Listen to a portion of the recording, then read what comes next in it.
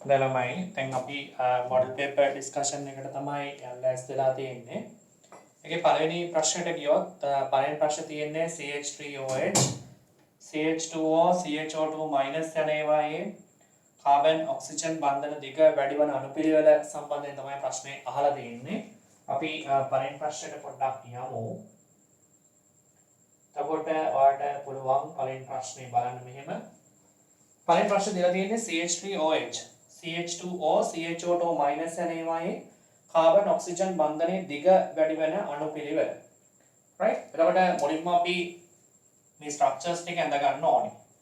CH3OH කියන්නේ කොයි වගේ කෙනෙක්ද? සහ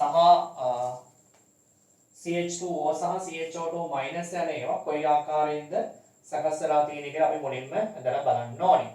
right? එතකොට CH3OH කියන්නේ මේ වගේ මොලකියුල් එකක්. CH2O කිව්වම පුතේ H1 CO H1. මේව තමයි ඒක ගැලපෙන්නේ CH2O වලට.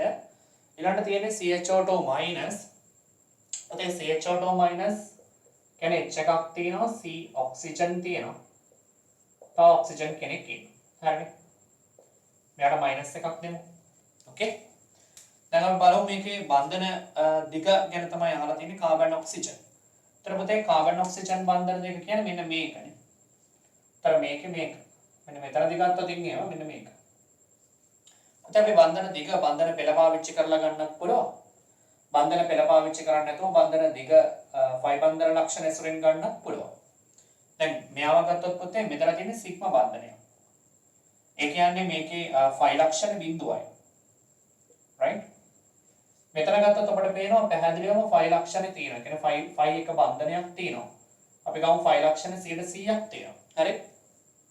ෆයි ලක්ෂණ 100ක් තියෙනවා. මෙතන ෆයි බන්ධනය අපිට පේනවා දෙන්නගේ ට්‍රාන්ස් වෙන්න පුළුවන්. මේක අපි ඇන්දොත් මෙතන අපිට පේනවා මේ මයිනස් එක මෙතෙන්ට එන්න පුළුවන්, මේක මෙතෙන්ට එන්න පුළුවන්. එතකොට එකකින් එනවා සම්ප්‍රයුක්ත ව්‍යුහයක් විදියට මෙන්න මෙහෙම. මෙයා මයිනස් මෙයා දිත්ත බන්ධනය. එතකොට නැවතත් මේක මෙතෙන්ට එන්න පුළුවන්. හරි? එතකොට අපිට පේනවා එක ෆයි බන්ධනයක් තනි ෆයි බන්ධනයක් දෙන්නෙක් අතර පැතිරෙන්න පුළුවන්. එක ෆයි බන්ධනයක් දෙන්නෙක් අතර පැතිරෙනවා නම් ෆයි ලක්ෂණය ෆයි බෙදීම 2. හරි? ෆයි බෙදීම 2. ඒ කියන්නේ 100ට 50. මෙයාගේ ෆයි ලක්ෂණය 100ට 100.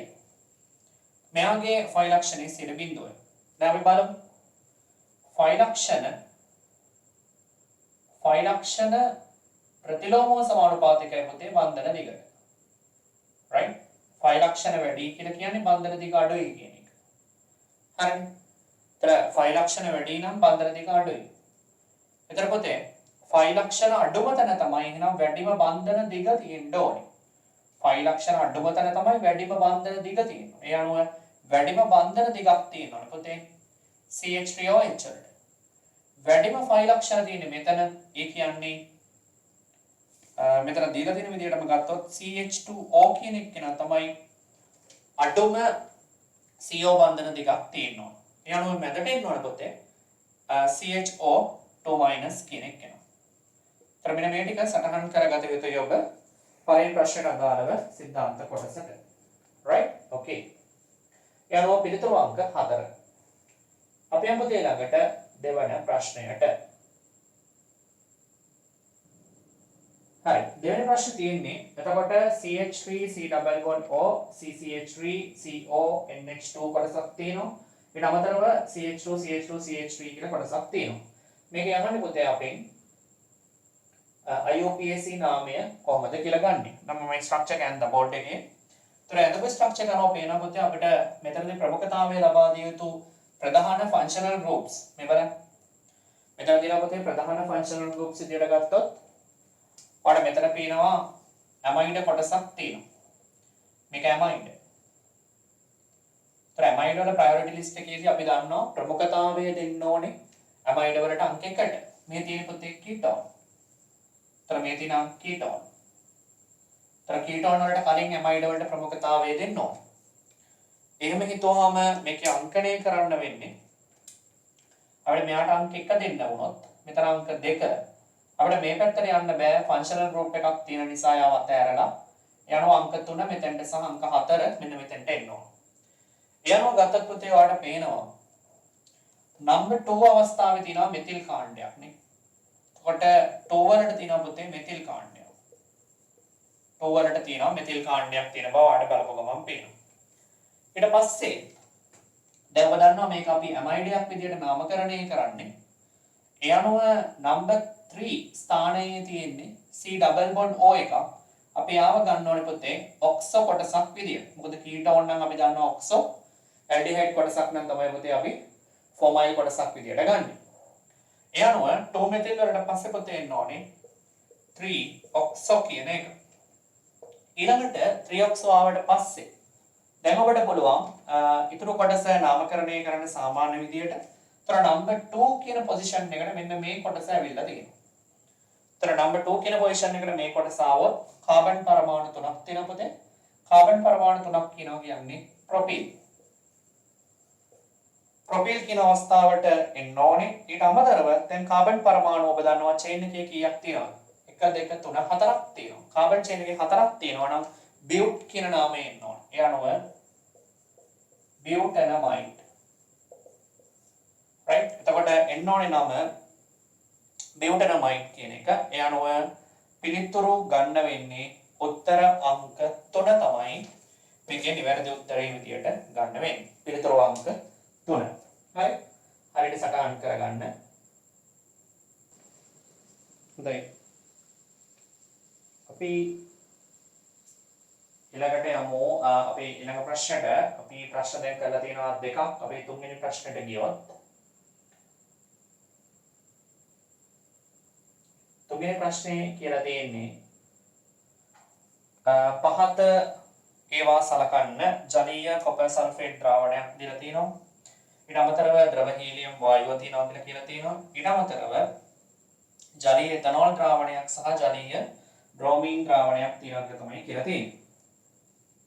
ඉහත පද්ධතිවල ඇති අන්තරාණුක ආකර්ෂණ බලවල ප්‍රබලතාවය දැක්වෙන නිවැරදි අනුපිළිවෙල මොකක්ද කියලා තමයි අපෙන් අහලා තියෙන්නේ.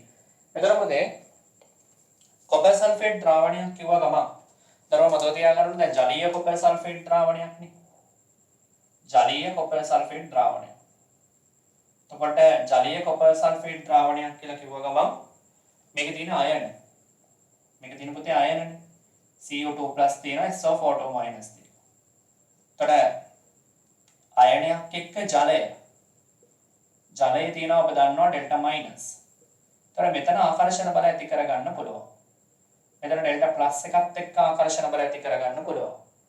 යනවා ජලීය කොපර් සල්ෆේට් ද්‍රාවණයක් අපි ගත්තොත් ජලීය කොපර් සල්ෆේට් ද්‍රාවණයක අපිට තියෙන පුතේ අයන